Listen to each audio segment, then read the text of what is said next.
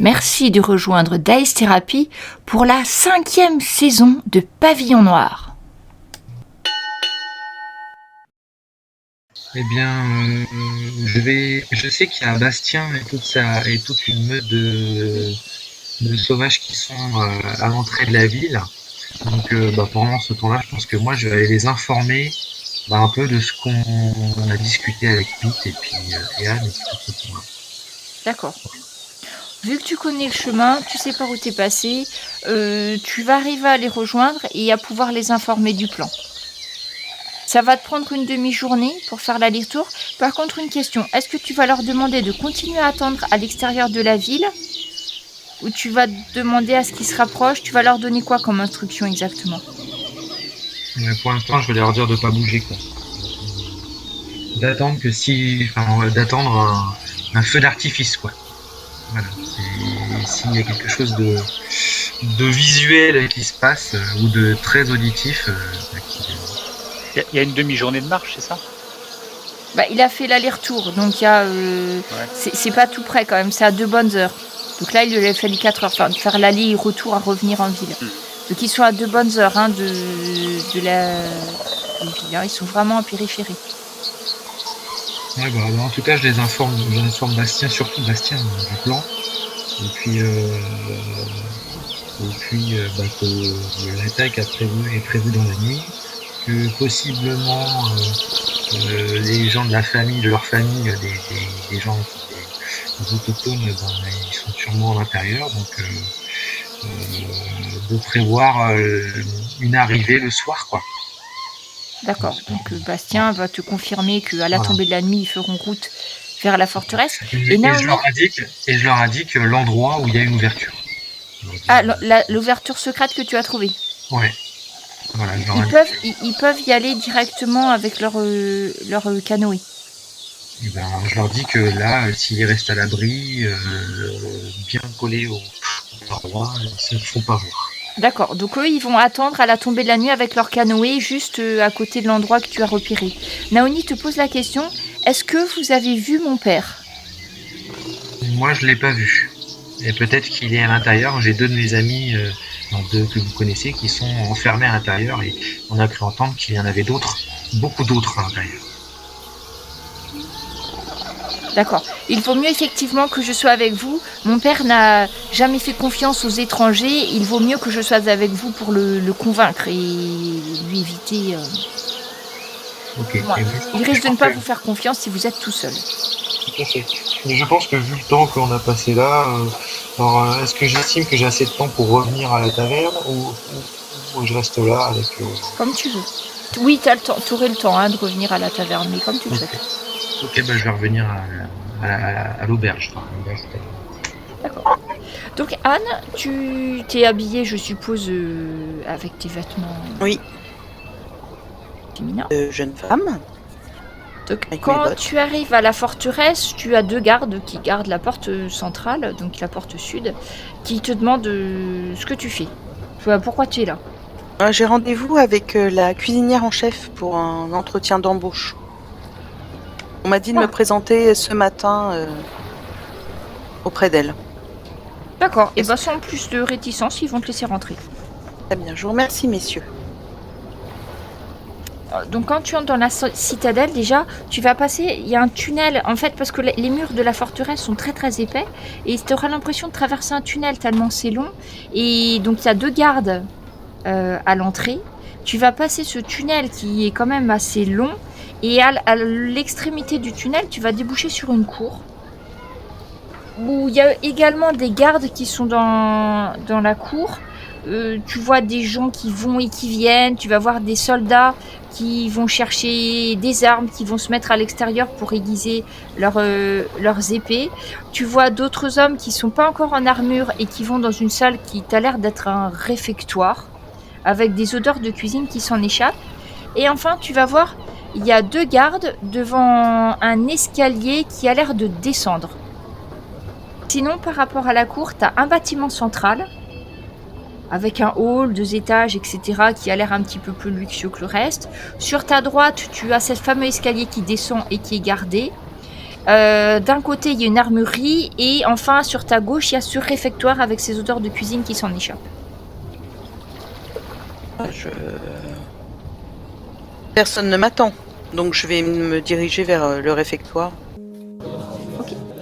Donc, dans le réfectoire, tu vois qu'il y a des soldats qui sont pas encore en armure, qui sont en train de manger un espèce de gruau ou des omelettes, des œufs avec des épices. Tu vas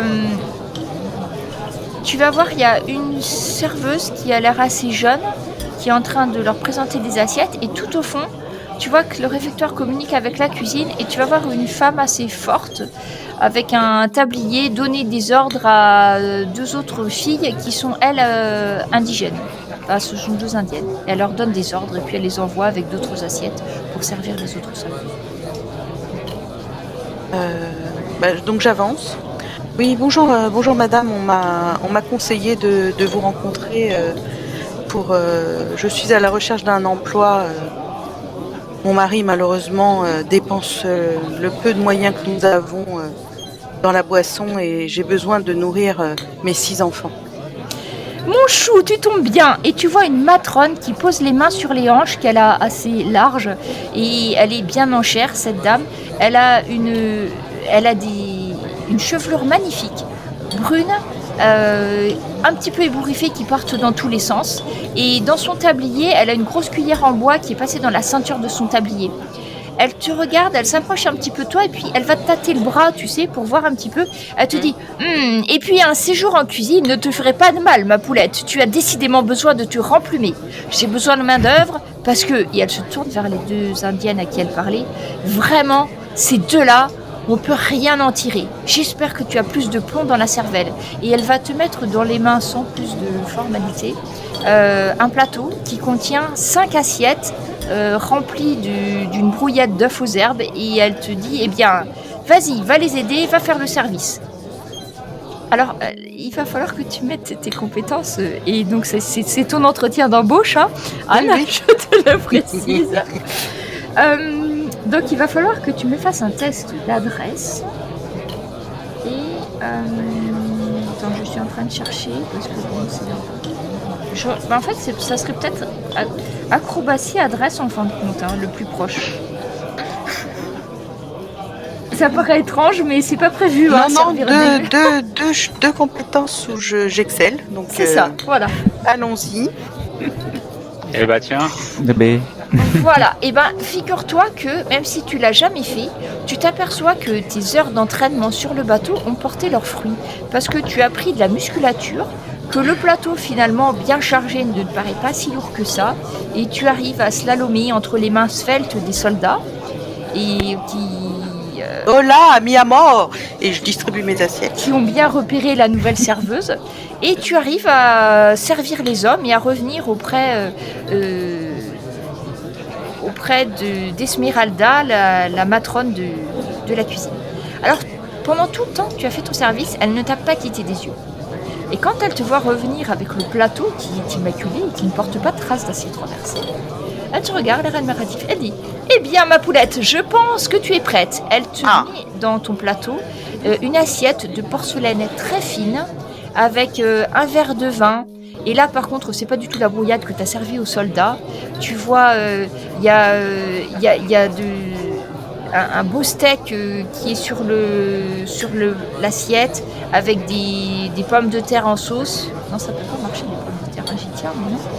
Avec des légumes divers, grillés, variés à côté. Et tu as même une espèce de petit dessert, un espèce de petit truc enjolé qui flotte un petit peu, avec quelques fruits. Elle te place tout ça sur ton plateau.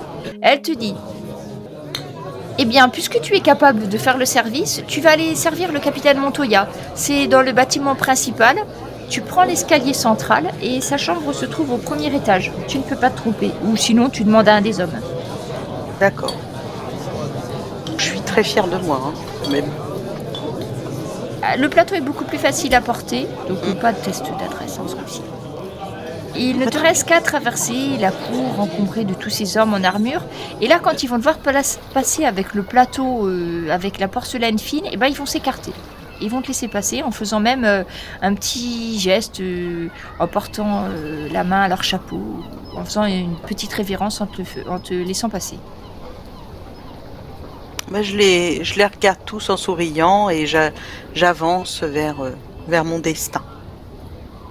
Donc le bâtiment central, comme te l'a indiqué cette chère Esmeralda, tu as un gros escalier central très luxueux et qui détonne complètement dans la forteresse. Tu as l'impression qu'il était recouvert de marbre après coup parce qu'il n'était pas fait comme ça. Dès que tu vas monter au premier étage, tu vas voir de luxueux tapis. Il y a plein de statuettes indiennes, des poteries qui sont placées de chaque côté. C'est très bien agencé, mais surtout, c'est fait comme un collectionneur le ferait dans un musée, tu vois. Et tu vois une grande double porte ouverte, donc sur le palier où tu te trouves, pratiquement en face de l'escalier. Il n'y a pas de garde. Non, il n'y a pas de garde. Il y avait des gardes au rez-de-chaussée qui t'ont laissé passer. Et tu vois un homme qui te tourne le dos et qui est habillé avec une veste d'officier, avec des épaulettes, avec des franges et des bas blancs. Et tu sais que il a un tricorne aussi sur la tête. Hein. Tu sais que c'est un officier espagnol. Je frappe et j'entre. Il te fait un Capitaine Montoya ? Il te voit, il te répond pas, il te fait un geste de la main pour que tu poses ton plateau sur une table qui est un petit peu encombrée. Il y a des cartes, il y a des plumes, parchemins et un espèce de vieux bouquin qui est posé là et sur lequel à côté il a dû prendre des notes parce que tu as le livre qui est posé, qui est ouvert, à côté un parchemin avec un encrier. Le capitaine Montoya est en train de finir de s'habiller quand tu rentres. D'accord. Est-ce que vous avez besoin d'aide, capitaine, pour vous habiller ? Je peux vous aider si vous le souhaitez. Alors, il se retourne un petit peu surpris par ton mauvais espagnol et tu regardes. Fais-moi voir s'il a compris ce que tu lui as dit. Alors, il faut un test d'espagnol et cette fois-ci, tu dois te faire comprendre. Donc, c'est expression et espagnol. Lui souris, hein, ça doit aider.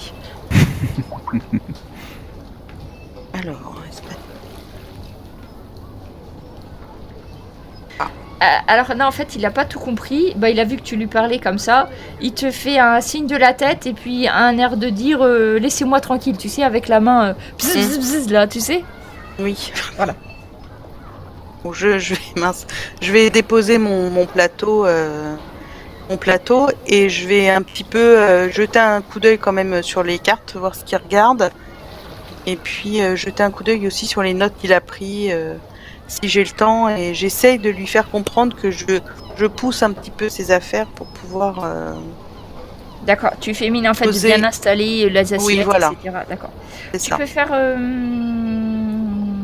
alors j'hésite, peut-être lire et écrire, hein, parce que là c'est plus... Tu veux essayer de déchiffrer ce qu'il y a sur les cartes. En fait. Oui, c'est ça. Parce que au moins les cartes et vois, puis... Donc à ce moment-là, ça va être lire et écrire. Ouh. À 2-10, ça te fait seulement succès, réussite à justesse. Ouais. Ah, c'est parce que tu sais, il faut faire des 1 dans ce jeu-là, en fait. Et du coup, tu arrives à voir la carte.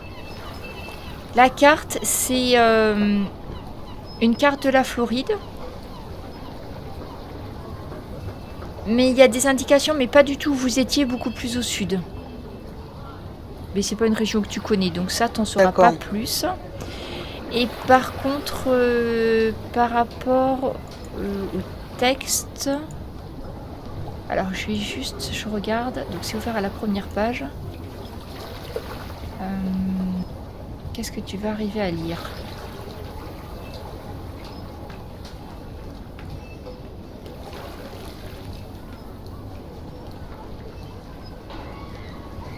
T'arrives juste à lire quelques bribes de texte parce qu'il y a des trucs qui sont posés dessus. Tu lis pas du tout le début. T'arrives à lire un truc en plein milieu. T'arrives à lire barbare païen. Leur langue est incompréhensible. J'ai l'espoir d'en faire parler un. Ils connaissent leur terre et pourront m'indiquer ce que je cherche.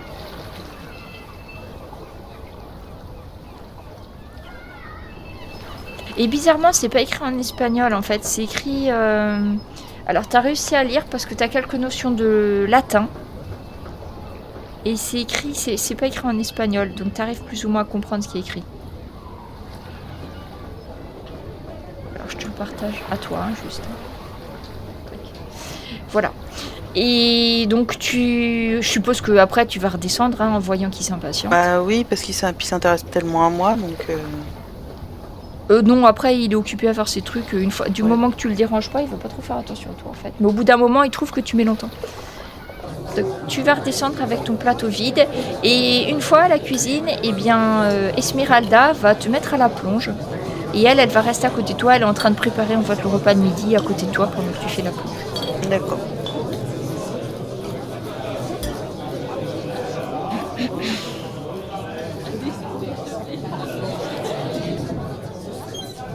Donc pendant toute la matinée, tu vas laver des assiettes, et tu vas laver des assiettes, et des cuillères, et des assiettes, et etc. etc. Va arriver, à moins que tu veuilles faire quelque chose. Non, je fais... Pour l'instant, je vais essayer d'être le plus discrète, de pas trop me faire remarquer. Et donc après que tu es passé, voilà, que tu as les mains toutes abîmées, plus par l'eau de vaisselle que par l'eau de mer que tu es venu à connaître, elle va te donner cette fois-ci pas un plateau mais un panier, un gros panier assez lourd. Et elle va te dire écoutez ma petite, vous allez porter à manger aux soldats qui se trouvent dans l'aile nord. Donc il vous faut traverser le bâtiment principal, vous allez arriver à une autre cour. Vous continuez la cour, vous allez voir une grille où 2 soldats seront postés. Donc vous ne pouvez pas vous tromper, c'est une énorme grille scellée. Vous leur montrez le panier et vous irez donner à manger aux soldats qui se trouvent de garde là-bas. Mais qu'est-ce qui se trouve là-bas dans l'aile nord ? Eh bien, ils gardent, je ne sais pas. De toute façon, tous ces soldats passent leur temps à garder des choses et franchement... Tout ce qui m'intéresse, c'est d'avoir assez à préparer pour pouvoir tous les nourrir. Il y a quand même énormément de... C'est une grosse forteresse, hein, effectivement. De l'extérieur, ça paraissait assez grand, mais une fois que nous sommes à l'intérieur, il y a... Combien y a-t-il d'hommes à peu près ici ? Là, en ce moment, il doit y avoir une centaine d'hommes. Non. Mais parfois, ils sont plus, parfois, ils sont moins. Et tous armés ? Eh bien, oui. Oh, vous êtes bien protégés ici, hein. Voilà, d'autant plus que tout le monde sait que pour qu'un soldat soit efficace, il faut qu'il soit bien nourri. Oui, c'est bien connu. C'est grâce à moi que l'armée espagnole est aussi efficace. Dans ma tête, je me dis quel dommage que je n'ai pas une petite poudre pour les rendre tous malades. Oui, c'est vrai, ça aurait pu. Quel dommage que je n'ai pas pensé à ça. Alors, donc après, c'est assez lourd hein, ce que tu portes dedans. Donc, en fait, elle a mis des espèces de grosses casseroles fermées avec du ragoût. Donc, tu as comme consigne, une fois qu'ils t'ont laissé passer, et ben de les servir. Hein. Tu leur sers leur ragoût du midi. Donc les soldats vont te laisser passer et en fait ils sont assez courtois avec toi. Hein. Dès qu'ils voient une femme, ils vont faire un petit signe de tête, ils vont te laisser passer, voire même t'ouvrir les portes parfois quand tu as besoin, voyant que tu es chargé. Tu vas donc traverser ça et effectivement elle a raison, il y a des soldats à peu près partout. Souvent ils sont par 5 avec un qui a l'air un peu plus gradé, tu vois, ils patrouillent. Et tu vas voir qu'ils patrouillent sur les murs extérieurs parce que quand tu es sur une cour, juste autour de toi, au-dessus, il y a une espèce de chemin de ronde. Et tu vas voir qu'il y a au moins 2 patrouilles par chemin de ronde. Donc souvent, il y a 5 hommes, et puis en face, il y a 5 hommes, et puis ils tournent, tu vois. Ils surveillent. Tu vas voir, quand tu vas t'approcher de l'extrémité nord, en haut, tu vas voir qu'il y a des canons qui donnent sur la mer. Donc tu les vois du contrebas, hein. Et là, par contre, il y a 2 hommes qui sont... Il y a... Alors, je sais pas combien il y a de... Si, je vais te le dire. Il y a 2 hommes à côté de chaque canon. Donc il y a 6 canons qui donnent sur la mer. Et il y a 2 hommes pour chaque canon. Et tu vois que pour la faible connaissance que tu as pu en avoir, c'est des gros canons. Par rapport à ce que vous aviez sur le bateau, c'est plus gros, c'est 2 fois plus gros. Ça me contrarie un peu, hein. Mais je passe toujours en souriant. Voilà, tu vas arriver devant la fameuse herse dont a parlé Esmeralda. Effectivement, il y a 2 soldats qui te voient y arriver.